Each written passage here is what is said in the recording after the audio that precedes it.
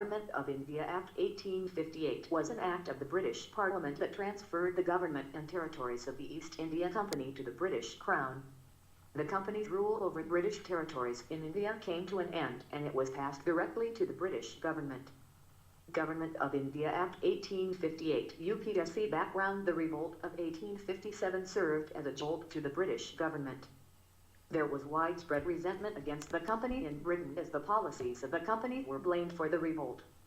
Queen Victoria, who was the monarch of Britain, also became the sovereign of British territories in India as a result of this act. Features of Government of India Act 1858. Provisions of the Government of India Act 1858. East India Company was liquidated. Indian territories of Britain were to be governed in the name of the British Queen. The Court of Directors and the Board of Control were scrapped. The powers of the company's Court of Directors were vested with the Secretary of State for India. This Secretary of State was to be a British MP and a member of the Prime Minister's cabinet. He was to be assisted by a council of 15 members.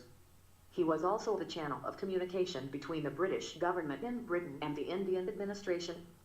He also had the power to send secret dispatches to India without consulting his council. Via the Secretary of State, the British Parliament could ask questions regarding Indian affairs.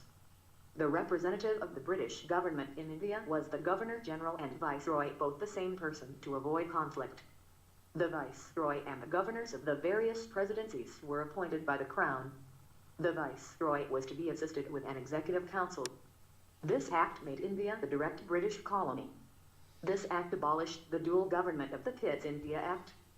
This act also ended the doctrine of lamps. The Indian Civil Services was to be instituted for the administration of the country. There was provision for Indians also to be admitted to the service. It was decided that the remaining Indian princes and chiefs more than 560 in number would have their independent status provided they accept British sovereignty.